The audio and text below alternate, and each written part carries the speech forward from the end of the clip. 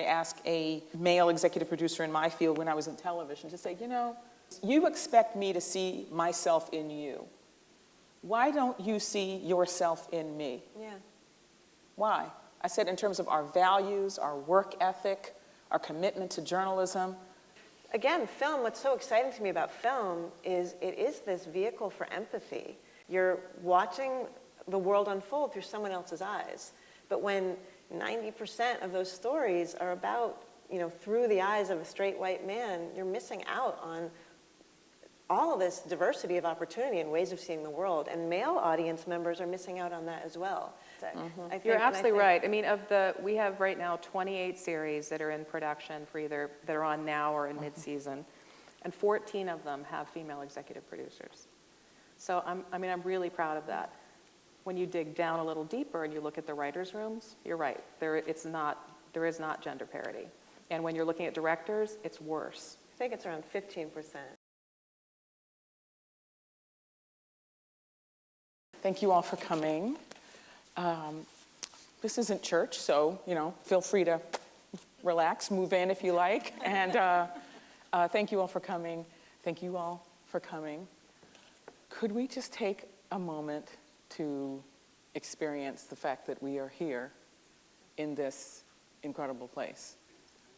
I mean, I am humbled by the reality of sitting in a place that has been so pivotal to the history of our country. Who would have imagined that I would be in this place with you?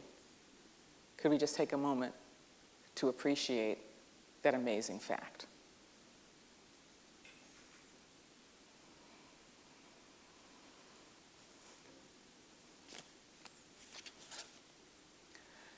And I start there, and thank you.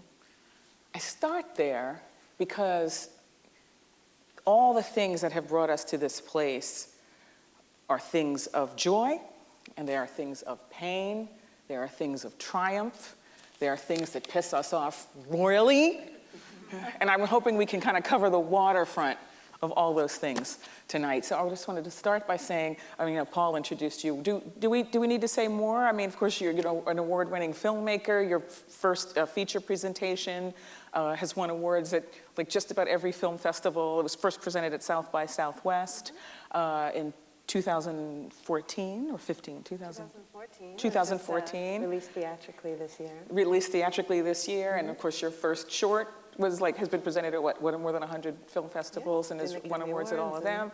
And you're a graduate of Brown, for those who want to go hoorah to that. And Vicki, of course, your amazing career as an executive vice president at ABC Entertainment Group, previously the head of, you're reporting directly to the president, and you oversee all scripted current series in prime time, as well as General Hospital and daytime scripted series in prime time, which is why we know we're here on a Monday night and not on Thursday night. Am I right? Am I right? That's why you're here on a Monday night. And before that, she was a senior vice president, alternative series, specials, and late night. In that position, she was responsible for many, many programs, including Extreme Makeover, Home Edition, Super Nanny, Secret Millionaire, Shark Tank, and Wipeout. And she began her career at ABC in October in the comedy series programming, where she worked on a lot of the popular series that I'm sure many of you know. And before that, I think this is really interesting, she was a senior program specialist at the National Endowment for the Arts in Washington, D.C., so welcome back. Thank you. It's lovely to be back. And she was also the manager of a modern dance company. And she received her Bachelor of Arts in Arts Administration from, is it the Ohio State? It is the Ohio State University. The Ohio State University, so hoorah to that. I wanted to start by asking each of you when you knew that this was the thing for you. When did you know that you wanted to have a life in the arts? Not an easy thing, even now. No, I mean, for me, I started in vocal performance, actually. I wanted to be a singer. And I scarred one of my vocal cords when I was in high school, and from over-singing and inappropriate, or actually no acoustics in the theater. And, but I wanted to stay in the world, and I didn't know anything about film or TV. So I grew up in Ohio, in Cincinnati, So it's like, well, you work at maybe at the theater company or at the ballet, or so I really transitioned to start doing that and more of a management focus. What about you?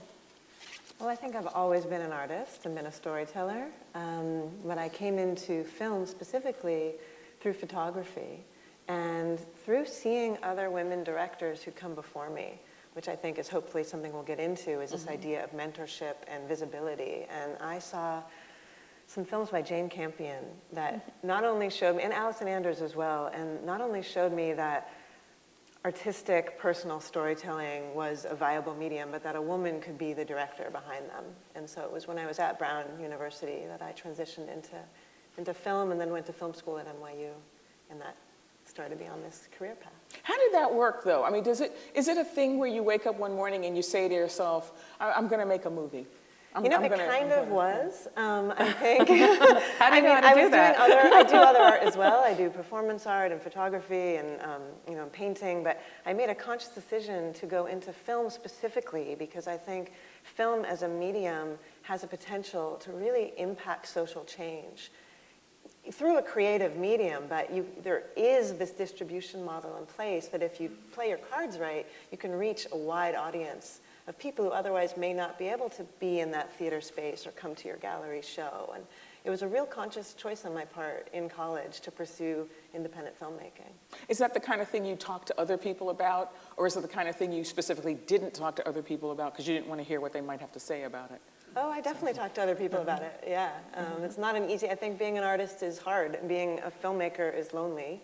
A female filmmaker, even harder. Woman of color, even harder. I think the idea behind, in addition to being a filmmaker, I'm also the founder of a collective of women directors called Film Fatales. And the idea behind that is we get together and we support each other and collaborate on projects and really build a community in which we can make our films so that we're not doing it alone, so that we're doing it together. I want to hear from Vicki, but I want to hear what gave you the idea to put that collective together. Vicki, what about you? I mean,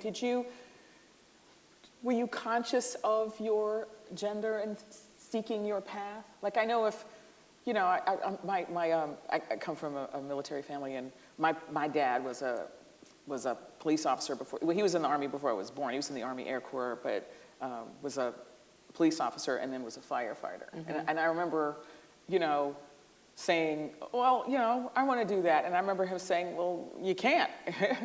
And I was like, why not? He said, they don't let you. And I was like, who's they? What that, it just, right. You know what I mean? And I just think that, a lot of us kind of, only as adults remember, you think about all the can'ts and shouldn'ts and don'ts that you heard before you got to where you actually are. And I just wondered, what was that in your head? Was there a can't or don't or stop sign in your way, or did you not even think about it? Well, for me, it wasn't necessarily gender specific for me in the choice in the beginning. For me, it was about growing up in a kind of a small town and not really knowing what the possibilities were and not really knowing what the choices were. It became later when I really got involved and I got my first job as an assistant, which was unbelievably difficult to get, by the way. I was almost 30 years old, starting life again, was laid off at the NEA when the endowment was cut in half, with the funding was cut, and decided to start again, moved to Los Angeles, knew one person, and at that point it became much more clear to me what the sort of the disparities were, and the challenges, and especially for what at that point, like I was 29 years old and considered an older woman getting into the the television business. Well, what made you do that anyway? What made you decide to go to LA and start over? I had a friend who was a writer, and she was doing very well, and she'd worked on Murphy Brown, and she'd worked on Ellen, and she'd worked on Roseanne. And, she said, if you're smart and you're willing to work hard and you can kind of, follow your own path and do what you want to do. And I said, okay, well, I believed her. So then why not? It's like I didn't necessarily want to do work in fundraising, which, I was a funder through the NEA, so I didn't necessarily want to do that aspect of it. I wanted to be involved in a more creative pursuit, and I didn't quite know how to do that. So I moved to Los Angeles and started taking general meetings, and Well, how do you take general meetings? I read that in the paper when it's taking meetings. I was like, how do you do that? How do you you know take what? meetings? I mean, for me, Nobody takes meetings with the one person I knew, Yeah. she had an agent, so I went and met with him, and then he said, you know, oh, there's this costume person that you could meet with to see if maybe you want to work in that area, or there's a casting person, there's somebody who works in comedy development, there's somebody that works in such and such. Also in LA, there are these great tools of one of the talent agencies has a job list, and they list all the different opportunities usually for entry-level kind of positions. But nobody wanted to hire me because I'd run a peer panel review process at the NEA, I had managed a modern dance company. They said I wasn't qualified to be somebody's assistant. And I'm like, what? Okay. Like, how hard could it be? So it was a tough time. Why did you want to be somebody's assistant? Was that your? Well, is that because that's the way it works. It's like being an intern It's here. an apprentice industry. It's an apprentice industry, like many industries, like in the theater, like in film, in many businesses. And you can't just come in and be in management. You have to start at the bottom. And I knew that, and I was willing to do that. And there was a woman who would not necessarily be my mentor, was actually one of the worst bosses I ever had, but she did give me an opportunity, and she hired me when other people wouldn't. So she ended up being absolutely, totally insane. I don't know if anybody's ever seen the movie Swimming with Sharks with Kevin Spacey. Has anybody ever seen that? Yeah. Where he's a film producer, and his assistant ends up basically tying him up and torturing him for all the torture he'd been put through. And that movie just went through my head. And I'm like, so yeah, she was absolutely horrible. But she gave me an opportunity, and it started me off. And, I had... So like once you get one job, you can figure out how to get another job? Yeah, you start meeting people, and you network, and you ask other people things. And, I mean, this producer... She would chain chew Nicorette. She was on Valium and on Fen-Phen at the time, which was a weight loss drug at the time, which ended up like destroying people's livers, but I'm sure she's fine. I did a story about that. I did a story about that when I was at ABC. Oh, you I did? swear, I remember that when I was working which at is some a show. horrible at thing. ABC. She would have panic attacks. Yeah. She would, the one I remember so specifically is, and I'm from Ohio, I was in Washington just working with normal people, and I, moved out there, and she was berating me for something, and she said, "This is a rocking in the corner moment." And I'm like, well, so literally she got out of her chair, she sat in the corner, and she rocked back and forth. And I'm like, she's got to be just like putting this on. But no, so you understand that I can handle anything here. if I can handle this. So that was my first job. How long did that last? It lasted 6 months. 6 months. Yeah, I told her. Which was about 5 too long. Yes. Well, she started calling me on the weekends and wanted to go shopping with me, which I just found was really weird. So yeah. For you or for her? No, for shopping for her. For her. She just wanted me to come with her. Oh. Yeah. Okay. Yeah. Note to self, don't ask Vicki to go. Well, no, but it's like, first of all, she's one day saying I'm going to be her protege, and the next day saying there's no way I can make it in the business, that it's like I don't necessarily want to hang with her on the weekends. But Wow. yeah, no, I had said That's to her intense. that when I told her I was quitting, and she said, "Where are you going?" I said, "I'm going away from here." It's too much. Wow. Leon? Yeah.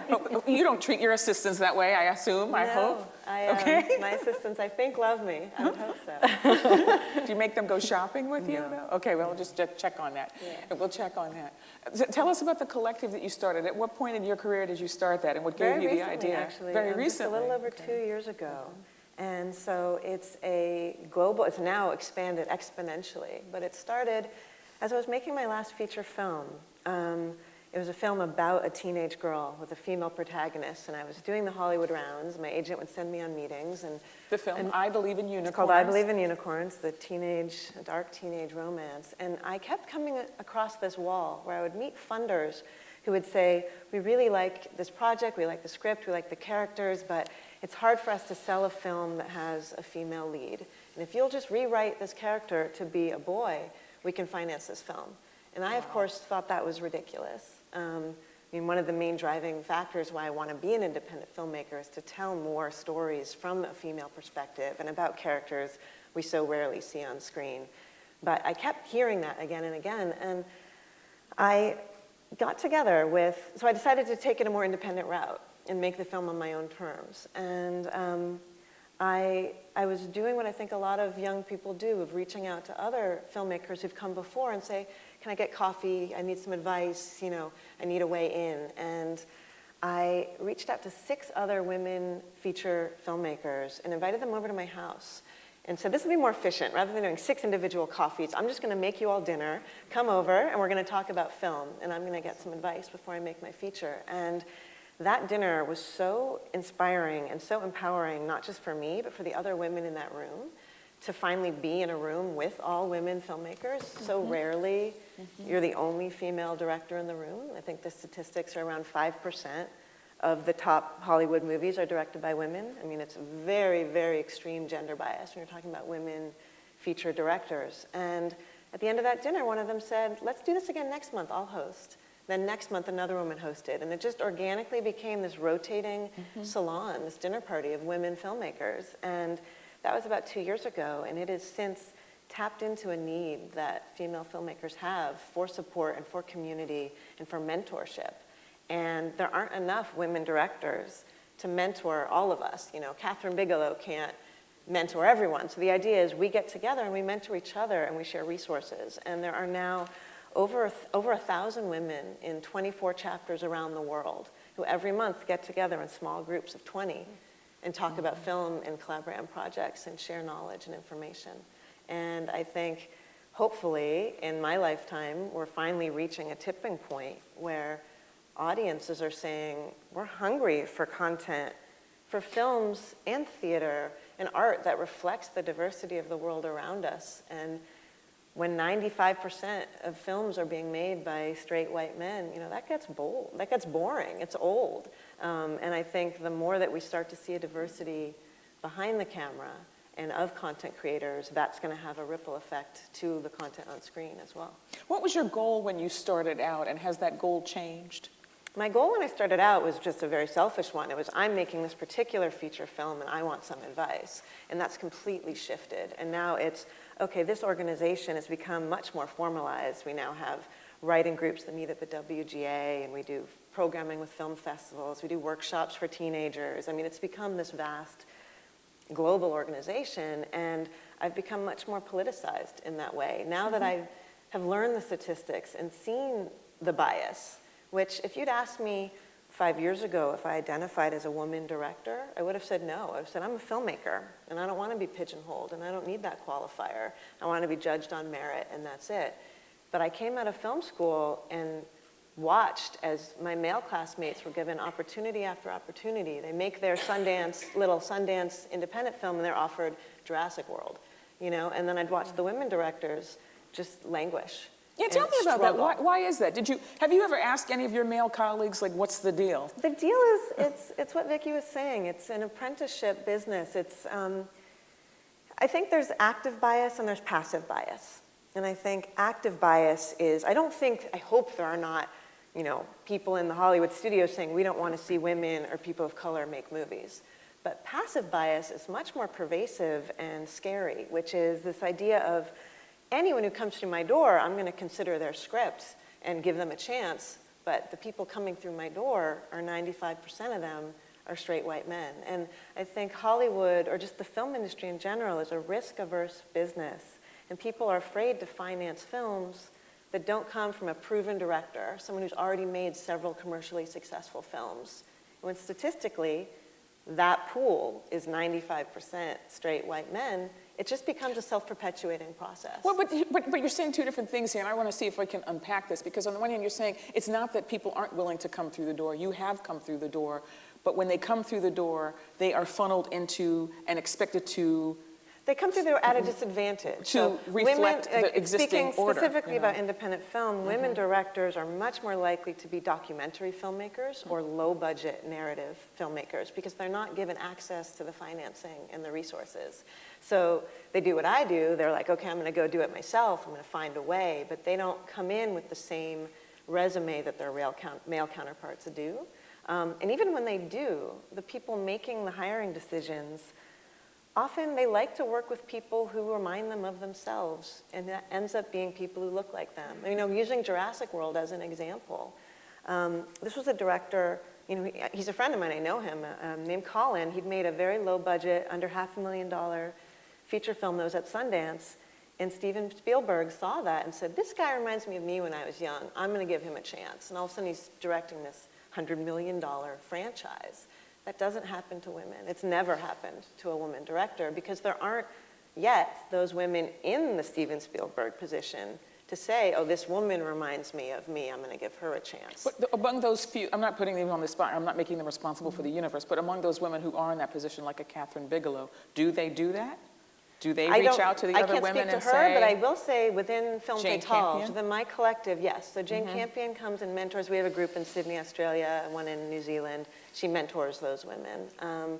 Jill Soloway is an example of a woman as part of our LA chapter. She hired a lot of other women on her show, Transparent. I mean, within this community that was very new, we are hiring each other.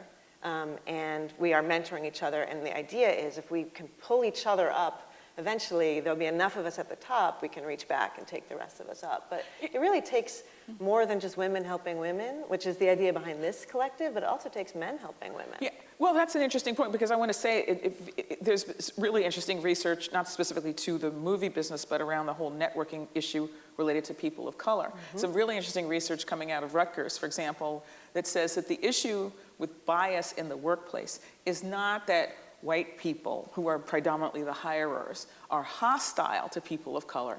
They just like themselves better. Yeah. And they don't It's realize the same that issue. Yeah.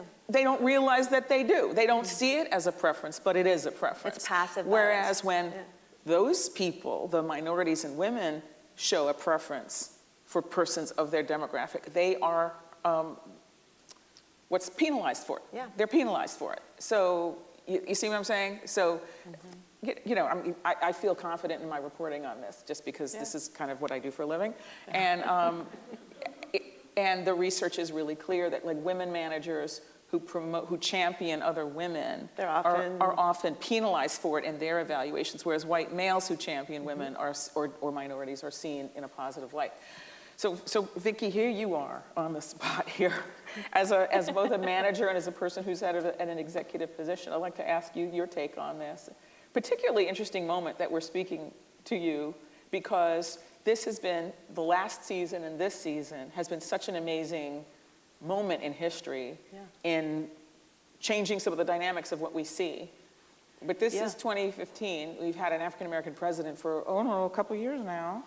And it seems a little behind. It seems like an industry that prides itself as being creative and ahead seems perpetually behind. No, I think that that's right. And you know, I've served, I'm not serving currently, but I have served a couple of terms on the Board of Women in Film, which are also looking at sort of the more global kind of issues and how to sort of effectuate change. I know for us, it's a little different for me at ABC. We are a very female-centric network. We are, for our viewership, we have 64% of our viewership as women, as opposed to the other networks that were between maybe 50 and 55. We are very heavily skewing female. Women watch our network. We, all of the creative departments, except for our alternative series, reality series, are headed by women. Our casting is headed by a woman. And I think this is a big reason. So our drama development is headed by an African-American woman. Yeah. Comedy development is an Asian-American woman. Yeah. Casting is an Asian-American woman. And the president of our network, Paul Lee, is very in touch with his feminine side, And he has empowered all of us to say, I want our network in the face of these television shows to reflect America and to reflect who our viewership. What broke that open? What broke that open? You know, I don't know I'll this. tell you a story, okay? I'm not talking out of school, but I'm just Yeah. going to say it because it's a fact. Yeah. When I started at ABC, which is where I started my career in broadcasting, I started on a magazine program called Day One, which was first anchored by Forrest Sawyer. Up to the minute, we were in development for a couple of months before we actually went on the air. And up to the minute that, literally days before we went on the air, the announcer who would say, "This is Day One," was a female voice. 3 days before we went on the air, we were told it was replaced by a male voice because it was said that the voice lacked authority. That's interesting. Okay? That's interesting. So I've seen it, Yeah. right? So what happened to break that open? Now, that's the news division, and I don't even know how all those decisions get made because, but how did that change to where you got to where you are now? Well, there have been a lot of changes. I think the first change on our network and the first show was, with Modern Family, and you're seeing, a Latina, and you're seeing a gay family member, and you're seeing a different view of the world. So I think that was one of the things that was really started the sea change, and seeing how amazing it was to see this family and how they interacted with one another. I think Shonda Rhimes, for us, was a huge driver. And she created Grey's Anatomy, and then she created Scandal with an African-American woman at the lead, which we hadn't seen in how many years. Not in a scripted drama series. I mean, I can't remember ever. I mean, Julia was the first, it was like half-hour sort of dramedy thing. Yeah, right? It wasn't absolutely, comedy, which was probably in the 70s, I Yeah, I think, know what you Julia. mean. It's like, I watched it. Yeah. Yeah, sorry. I I'm don't not have old. any first-hand memories of it, but I know about it. I watched it. But that was, and Yeah. I don't think until then. Yeah, and you know what? And Shonda was very clear that she wanted Olivia Pope to be an African-American woman, and she was really clear that she wanted it to be Kerry Washington. There were other actresses that were considered for the role. Some people thought that the actress should be older, but nobody ever questioned whether she should be African-American, because that is, I mean, it's also based on a real person. And Kind of. I mean, well, you're a reporter. I can say it's based on a real person. You can say, I don't know if that's exactly what she did. I don't think she killed anybody. Well, yeah, but you don't know. I don't know. That's true. I don't think so. But That's true. You're right. You're right. She's based on a former deputy press secretary, Judy Smith, who that's right. was a deputy press secretary in the George H.W. Bush administration, and yeah, she tells a funny story about that after the show launched, and then became a kind of a high-profile, public relations person. And she's actually a very good friend of mine. I have to be honest with you. She introduced me to my husband, so I'm very, is that right? Yeah, so that's so funny. we're very tight. Actually, she's worked with him on a number of his cases. I mean, but she actually told me that she actually called the president before the show launched. She said, "No, you're going to see some things. I don't want you to think that I'm, you're going to see some things." Yeah, it's not a documentary. It's not a documentary, and apparently, I don't know. I wasn't there for the conversation. Apparently, he said, "Look, I'd be flattered. You'd be helping me out. I don't have them." That is hilarious. But I tell you, it was last season for us. We debuted How to Get Away with Murder, starring Viola Davis, Blackish with Anthony Anderson, Fresh Off the Boat with Constance Wu and Randall Park, and you're looking at there's a black family and an Asian family, and it's just really kind of wonderful. But it's not just that they're a black family and an Asian family. They actually have the kinds of conversations that black families and Asian families actually have, which is a very different thing than when poor Margaret Cho premiered her show 10 years ago. 100%, because that's our, I have to give the credit to Paul Lee, who's the president of our network. He said, I really want I want to find the creators who are going to tell their story and their experience, and that's really the key. Kenya Barris for Blackish, that show is based on his life. Of course, he has 5 kids, but we said that's too unbelievable, Kenya. But and it's his wife is a doctor, and it's really based on his experience, which is fantastic. Yeah, but, so, I don't know, Leah, so maybe television, huh? You should maybe think you should Television think about television. is more progressive than But independent film, but I will say, we've named a couple shows, and ABC is great, but how many, we're still not at 50%. Like, there's still a long way to go. Well, I I mean, have there's to say late night, and we see this no. canvas in late night. We see how many writers are in late night. I mean, the head of the Daily Show just reached out to me. They have 2 women writers in their writer's room out of 30. No, you're And they're all white. absolutely Stephen you're Colbert, absolutely 19 right. writers, 3 I'm are women. guardedly optimistic. I think, You're and I absolutely think- right. I mean, we have right now 28 series that are in production for either that are on now or in mid-season, and 14 of them have female executive producers. So I'm really proud of that. When you dig down a little deeper and you look at the writers' rooms, you're right. There is not gender parity. And when you're looking at directors, it's worse. I think it's around 15%. It Television is. directors are Yeah, women. I mean, better than film, better yeah, than 5%. no, absolutely. There's But, also there's disparity in income. I think there was a study recently just for writers, and for television writers, it's much better. It's like 92 cents on the dollar, right? So it's like a woman makes 92 cents, a man makes $1.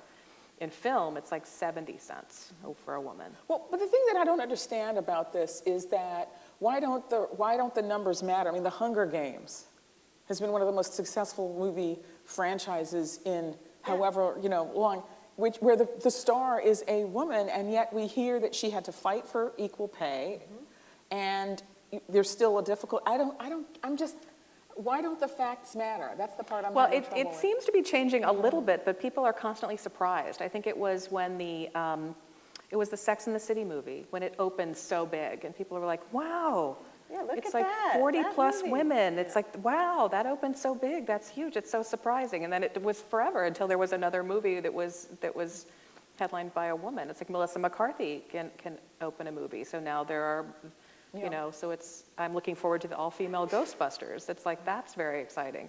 But there seems to be a little tiny bit of a sea change, but it's not any. But it's glacial. It is glacial. Have you ever had the opportunity to ask any of these directors or people with significant standing in your profession, like why? Like I'll just tell you this, I actually had an opportunity to ask a male executive producer in my field when I was in television to say, why don't you expect me to see myself in you.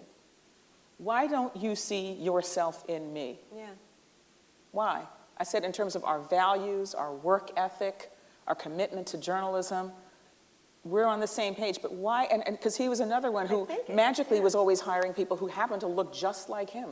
And I just said to him once, well, of course I was quitting then. I was going somewhere else. I was going to NPR, so I could have that conversation. But and all he said was, I don't know, which I guess was honest. But have you ever had the chance to? Absolutely, and I think, it permeates our culture. I think American entertainment, everyone is so used to viewing storytelling through a white male lens. All of us are. That you really have to actively work against that to put yourself in someone else's shoes. I mean, again, film, what's so exciting to me about film is it is this vehicle for empathy. And it's this hour and a half that you're in a dark room with strangers sharing this experience, or watching it at home on your iPhone, but you're watching the world unfold through someone else's eyes. But when 90% of those stories are about, through the eyes of a straight white man, you're missing out on all of this diversity of opportunity and ways of seeing the world. And male audience members are missing out on that as well.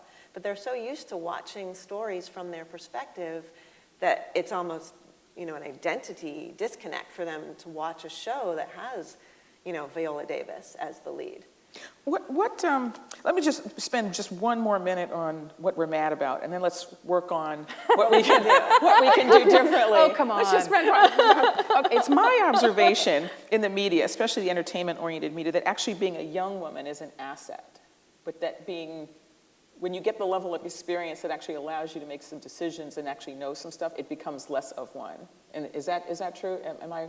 I think that's true. And why is that? And what? Well, you do not see very many women over 50 in creative jobs in Hollywood. Do you see men over 50? you see men at the top jobs. You do not see men over 50 in the mid-range jobs. One is the jobs are incredibly difficult. I mean, it's not brain surgery, but it is very time consuming, and it is a, it's a tough business. And I think when executives reach a certain level, if they're not going to go for the top job, they're either going to get out, they're going to do independent projects, they're going to produce, they're going to, dig in, rather than doing those jobs. So having people in those key jobs that can make decisions, that can pull people up, that can make those choices, that can choose that writer to write a script, that's where it starts, So, look, I have to ask, the sexual politics, okay? I mean, what's interesting to me is that these are jobs in which certain things can be said that cannot be said in other workplaces. That's just a fact. I remember when a young African-American woman writer sued the staff of Friends because she said that the writer room was a hostile place. They made incredibly sexist, racist comments all the time. Her suit was thrown out because they said, well, that's just the writer's room. It's a distinct workplace, and that's the creative process allows people to say that. I want to ask you, do you ever feel like is your personal integrity compromised in a way that would not be the case if you were a man? And what do you do about that? I mean, you know what I'm asking. I'm asking about, like, casting couch is a cliche, but are there the sexual politics that you have to navigate as a woman that are not the case or have not been the cases? That's not been my experience, but I do know women who have had that experience and have felt like they have to flirt with someone in order to, get on their good side, or to, I have seen that happen. And how do you manage that?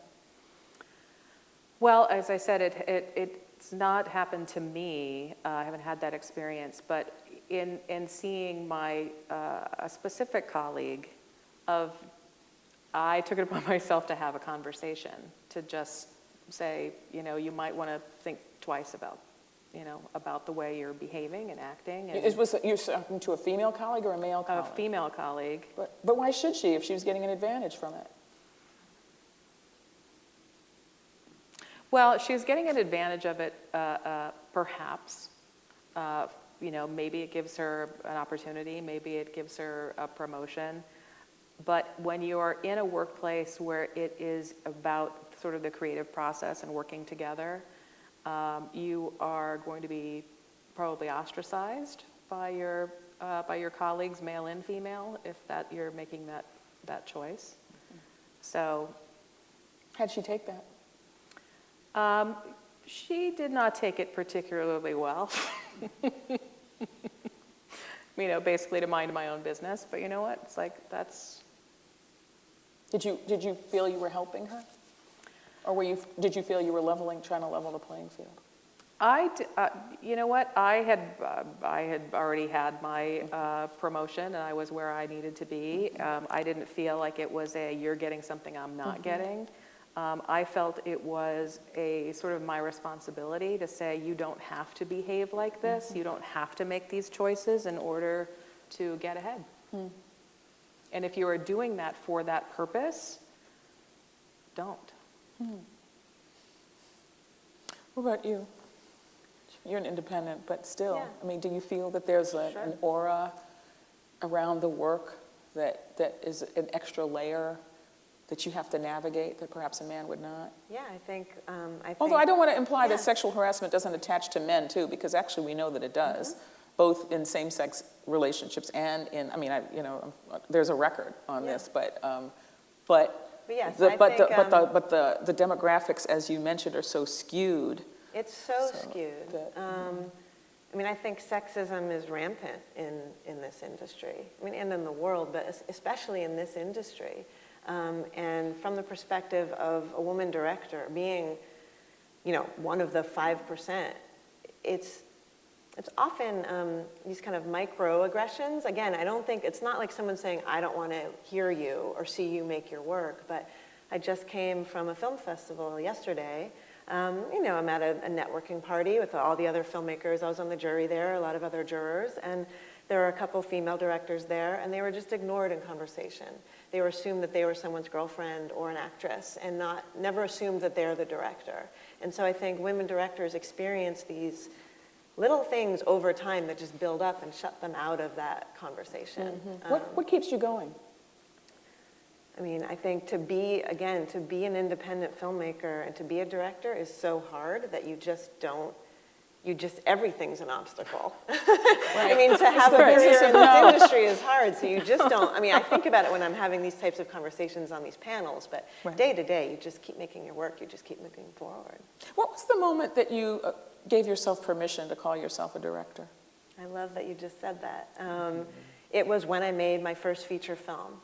And it was actually advice that I'd gotten from another woman director, Kimberly Pierce, who made a film called Boys Don't Cry, which was really seminal for me when I was growing up. And I was on the phone with her, and I said, I'm about to make this film. Do you have any, last words of wisdom for me? And she said, don't wait around for permission to make your film. As artists, especially as women artists, so often we're waiting for someone to come along and greenlight us or write that check or tell us we're ready. And you'll never be ready, and you have to give yourself permission and just take the reins and go make that film. And that's advice I give to younger, aspiring filmmakers all the time, is you can't wait around in this business. You have to put your foot in that door. You move out to LA, you take that first meeting. You have to be proactive. Because women directors aren't given those same opportunities that men directors are. They have to create their own opportunities. What about you? When did you give yourself permission to say, I'm the boss lady here? I'm going to be the boss lady. That's also a good question. When I had my first real management role, there's no training that's given to you. You're like, oh, you're promoted to heading this department, and you have 10 people reporting to you, and you have no idea how to do it other than how you were raised, right? Or learning from example of what not to do. And I think, it took me a while to move into that role and to feel like I deserved the respect of the people that worked for me and was able to be strong enough to help, lead them. But it took a little while. Why? You had already run things. You're probably more qualified than most of the people that, no offense, that you were reporting to. It's interesting, but for my career, I've seemed to always, I go into something where I really have no basis of knowledge, and I learn it on the job, and I dive into it and embrace it. Early on, after I managed the Modern Dance Company, I decided that was really hard. And I was 21 and wanted to travel. And how do you do that? You don't have any money. It's like, well, I should be a travel agent. So I became a travel agent. I didn't know how to be a travel agent, but you figure it out. It's the same thing within going in entertainment. I started as an assistant. I worked as an assistant for 3 years. And I listened to notes calls, and I watched how my boss interacted with her direct reports and with me and figured that out. So it's like by the time you do it, you believe it, part of it, and a part of it is like they're going to find out I don't know what I'm doing. Do you think you feel that way because you're a woman, though? I have to be honest with you, because I'm a person, I interview people all day long, and I call people to book them for interviews. And I sometimes say this to women. I said, when I call you, please don't tell me there's somebody more qualified than you. Please don't tell me that again, because that has never happened when I've called a man for an interview. Never. I think a man has never said, right. What they'll say is, what time you need me to be there, and what are we talking about? Yeah. Whereas women go, oh, I'm not an expert on insects of the Civil War. Oh, call my colleague. And I say, when I have the opportunity to say to, particularly when I'm talking to experts and academics and people like that, please don't do that. Please do not tell me there's somebody better than you. I have to admit, when I was asked to be on this panel, you did not. Give me your hand. That's very funny. Yeah, I think you're right. That's just occurring to me that is probably that's probably true. I'm gonna call you up every month and tell you that you're fabulous. It's so funny. Put it in my calendar. For that job, when it was I was co-heading the alternative series department specials and late night. My boss had left, who was a huge mentor to me, and she went to run Lifetime, and now she's president of Sony International. I was going to co-run the department with a man. And I had got an enormous increase in my salary because it was very clear that we were going to be doing the same job, and he made a lot more than I did. So it's, it's just interesting, those little things, again, like you're saying, it's the little things that sort of like, oh, that's very interesting. We've been doing the same job, but now we're moving into this role, and we can see what the disparity was. I wonder how much of that was the Sony picture hack where all came clear. Well, this wasn't, because this was just, I'm like, why am I getting this big increase? And it's like, well, they don't want to get sued for that. But it was very interesting, though, I'm sure, to some of the top executives at Sony that saw that there was still such gender disparity. What would fix it? Let's open it up in a minute, too. We'd love for this to be a conversation that includes all of us. So, and you're all adults, so don't feel you have to ask a fake question just to get into the conversation. If you just want to say something, just feel free to say it. It's fine. It's fine. We're a small enough group; we can all talk if you would like to. I'm not putting anybody on the spot, but let's just. I'm very interested in your thoughts about this, and if any of you are aspiring makers of, or as Walter Mosley so elegantly says, cultural workers, I'm sure you would. These ladies would be delighted to assist you. Take that opportunity to pick their brains. What would fix this? It's funny because Shayla, who works with the festival, sent me some notes, and she said one of her suggested questions, which I always get a kick out of because I usually ignore them, was if you had $10 million to spend today on increasing gender parity in the arts and media, what would you spend it on? I laughed so hard. I said, I'm in public media. People, they really think big. Wow, that's a lot. Yeah, like who's you getting have $10 million? Somebody can have it. Public radio. Wow, that's really great. But what would make things different? And is there something that we can do as audience members, as consumers of your work? Is there something we could be doing? What would fix Well, that? if you consume the product that women are making, and you go buy a ticket, that's how you vote. You vote with your dollar. You vote with your remote. You vote. Those are the types of stories that you want to see, because that's why the landscape of television has changed so much, really, in diversity. It's because people are going, oh, look how many people are watching that show. Look how much money we can make. That's the money is what drives people. Individual people, like my boss, who has really embraced and said, I want more diversity. I want more women. You look at the WGA and the DGA that are trying to get more, more representation. It's so funny. The DGA comes in and meets with us every year, and they've started now also bringing in an executive producer from one of our shows to really ask, why haven't you hired more women? Why do you have just out of 22 episodes of television just 2 women? And they'll hem and they'll haw and they'll say, it's this or it's that, and it's it really is about who they know. It's about who they know and who they're comfortable with. And I think it takes a top-down approach and a bottom-up approach. And an organization like Film Fatales is that bottom-up approach. It's, okay, here are hundreds of women directors who are talented making their work. How can we get together and share knowledge and help each other? And then it also takes that top-down approach of those studio executives implementing diversity initiatives and saying, okay, we're aware that we have this passive bias. What can we do to work against it? And hiring more women and directors of color. And I'm really excited about, there's talk now of the ACLU pursuing a class action lawsuit against the top 6 Hollywood studios for gender bias. And the EEOC has begun reaching out to female directors like myself, asking for stories, asking for what is your experience in this industry. And so I think those legal solutions, combined with a cultural shift of audiences saying, we're tired of seeing movies made by straight white men, I think together.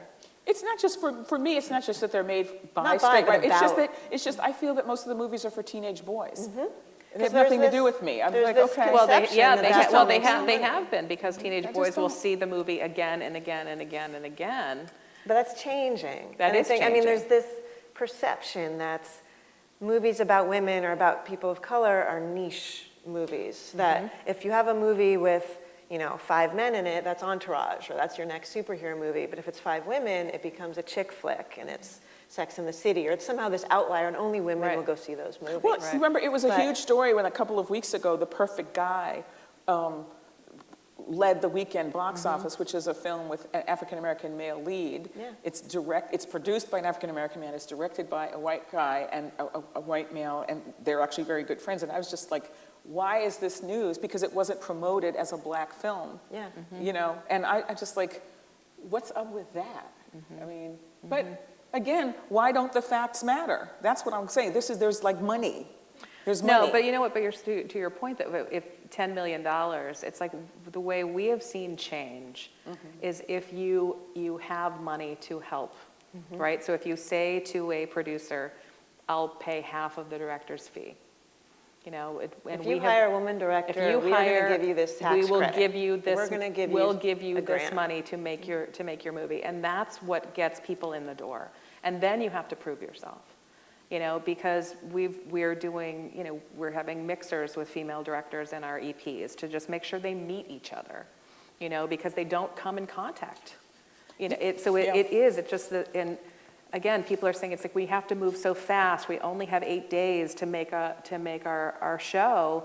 It's a $3 or $4 million budget, and we can't take a chance on someone. Yet they do when it's somebody they know.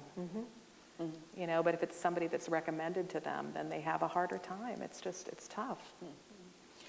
Anybody want to jump in this? Anybody want to jump on it? Sure, come on in.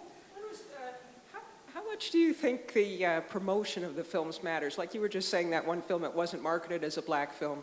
Do you feel like, I often feel like there is a large women's market that would be very interested in films that deal with women's themes and have female protagonists over age 40. I mean, I'd certainly be interested in that. But I feel like the marketing money is put behind different kinds, the films for the teenage boys rather than for us. So do you think it would really make a difference if there was more marketing money spent on the films that were for and about women? All of a sudden, she said to herself, wait a minute, I'm there. And I wondered, the answer to her question is there something in her leadership style that would be scalable, that we could replicate, that would help other people open it up? Well, I think certainly by example, yes. I mean, I think whenever anyone tries to ask Shonda the question of like, you have given this, we had it every year, we have the critics come and they look at the new shows, and each of the panels go up there and you ask questions. And there was a panelist that wanted a very specific answer from Shonda. I mean, a critic. And he kept asking her, like, you're a trailblazer. You have set the stage. And she would not answer that question. She wouldn't answer it because she said, I know what you want me to say because I know what you want to write, but I'm not going to give you that because I don't see that. I don't see myself as that. Well, what would make it a trailblazer is if she weren't the only one, right? If she weren't the only one in that position, right? Is that? I don't know why she doesn't want to own that, because I think that there's a lot of truth in that, and I'm not exactly sure why she doesn't want to own that. But I think it's partly what you're saying, is that she doesn't want to be defined by that. She says, I'm a writer, I'm a black woman, and I write about the relationships, and I don't want to be defined by that, and I think that's why she doesn't answer the question. I think you need to own it. I mean, I think other people are looking at you and they're seeing you as a woman of color, or they're seeing me as a woman director, and so to just pretend that we're in this post-racial, post-sexist society, we're not. And I think there is a way to own it and find strength in it. The idea behind Film Fatales is women who previously were afraid to say, I'm a woman director, or I'm the only one in the room, so I'm not going to make too much noise. Now we can say, I'm part of this vast collective of all of these other women filmmakers, and there's strength in numbers and in visibility and in collaborating rather than competing with each other. When any one of us, for example, gets accepted into a film festival, we write back and say, thanks for inviting my film. Here's a list of 24 other films directed by women from our collective that you might also consider.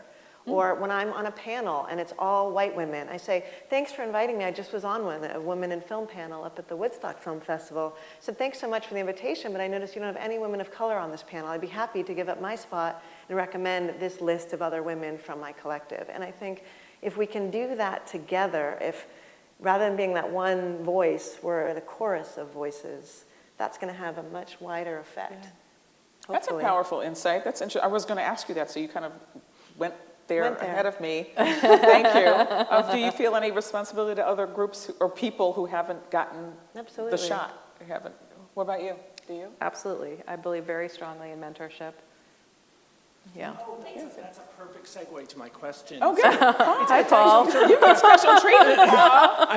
I'm gonna jump off as one of the token males in the room, and just say, I just want to share when you all are talking about mentoring, that you actually don't leave out white men. Because actually my first 3 mentors in my career were 3 amazingly powerful women. Martha Richards was one of them. 30 years ago, she hired me as a young assistant. And I think it's actually those 3 women helped craft the sort of feminist that I'm able to be today. And I just think, I think it's critical that you guys bring up women and help your sisters, but also don't leave out men, because I think you can help them sort of see the world in a way that is much bigger than just a white male world, which, as you said, is very boring.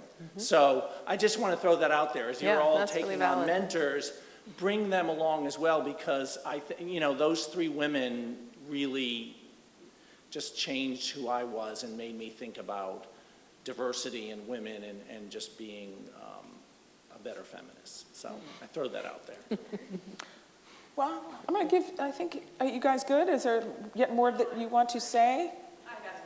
Okay, go ahead. And then, sir, you wanted to say something? And then I'm going to ask these ladies to give us kind of a takeaway, if you would, a closing thought, each of you. So go ahead. First of all, congratulations to all of you on the positions you've risen to. I wonder, at the beginning, did you feel that your creativity was hampered, that you had to really, how else can I put it, satisfy a male management, so to speak? Or did you feel from the beginning, I'm going to shake things up, I'm going to rock the world? That's a good question. What about you? And I've always been of the personality of shaking things up and had that fearless quality. But I also empathize with women. Women directors are much more likely to get their films made if they co-direct with a man or if they make a film about a man. Catherine Bigelow is maybe an example. And so I'm empathetic to women who make those choices as well. I personally have always just been, I'm going to do what I want to do and figure out. If the world isn't, rather than being that token woman, I'm going to break those gates down and, there's room for all of us, I think, in this industry. And so I've always told the films the stories I want to tell and will continue to do so regardless.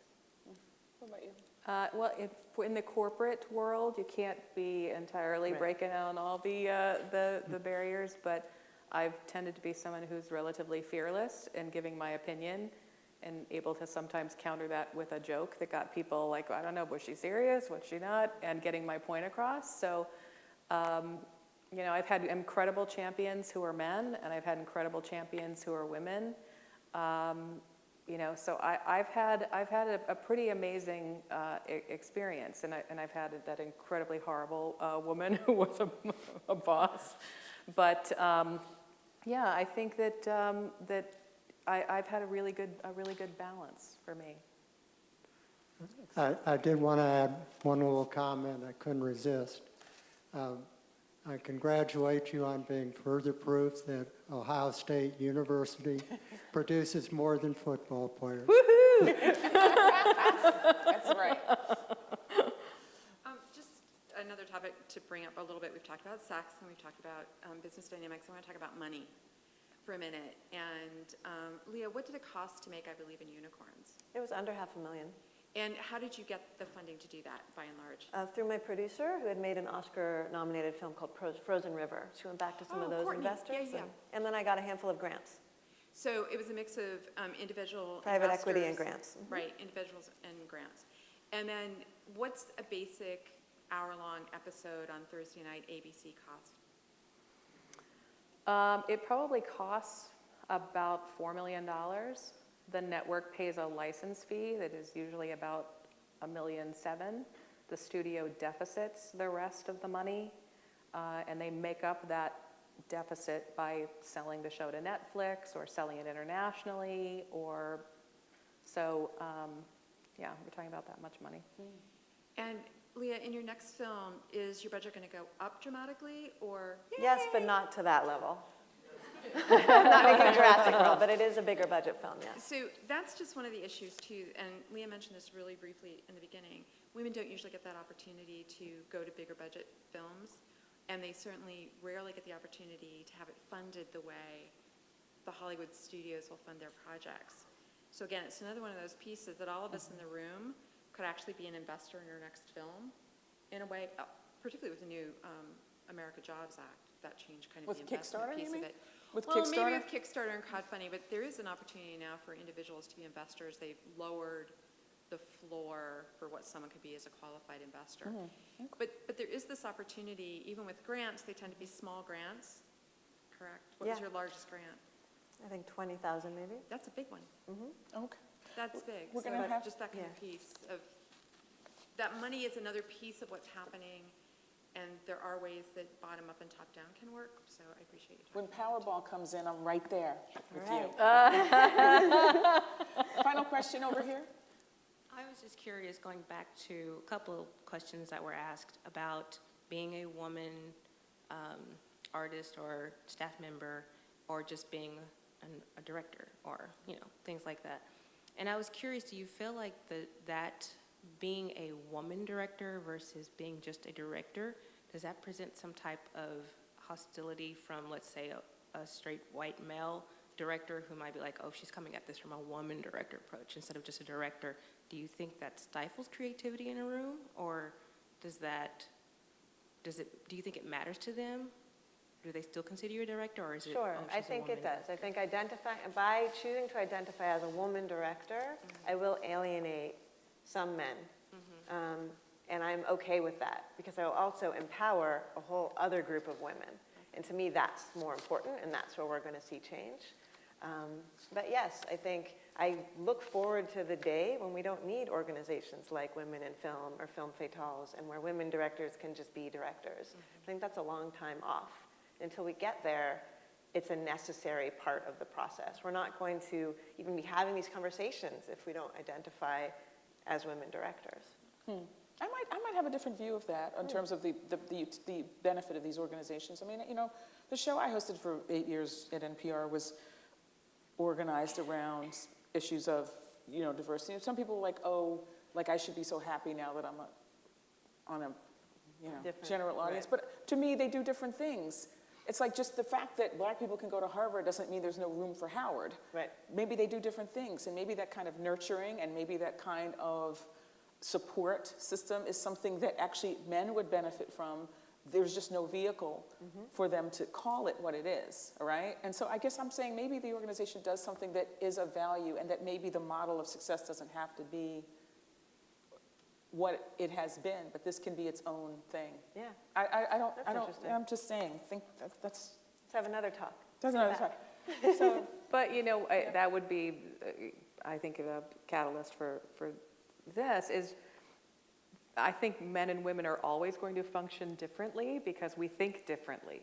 So I think there is a place for having women, supporting women, and talking about these issues. And hopefully it's not because there's disparity in who has been hired and how much people are paid. It really is just about sort of how we think differently and how we sometimes collaborate differently. We're down to our last couple of minutes. I would love it if, putting you on the spot here, just give us a final thought. Just what do you want us to be thinking about when we leave here today? What can we do to help you? Well, I think we sort of said it, and I think you guys, somebody out there said it too. It's like you vote with your presence and buying tickets and seeking out material, and you know, it really is about that and about consuming what you want to see represented. And it's like if you're buying a ticket and you make an opening weekend big for a movie that is headed by women, that sends a really powerful statement. And that's what motivates the studios, is people in seats buying tickets, and it's the money. I would agree with that. I think in terms of what those of us in the room can do to affect change, it is to support films that are female-driven films. When you see a film directed by women, or where the lead character is a woman, to tell your friends, to spread the word. And outside of the Hollywood system, with an organization like Film Fatales, it's possible to finance independently the films that you want to see. So we're very easy to find. It's like Femme Fatales, but Film Fatales. You can find us online, and there's a vast database of hundreds of women directors and all the projects that they're working on. And if one of them looks interesting, it's possible to donate to that individual filmmaker and help get her film made. Well, thank you all for coming. Thank you to the Women's Theater Festival. Thank you to the Ford Theater folks. Thank you to whoever put this festival together. Thank you all for coming out. You could have been watching football. Leah, Meyerhoff, Vicki Dummer, thank you both so much for being with us and for having a really real conversation. So.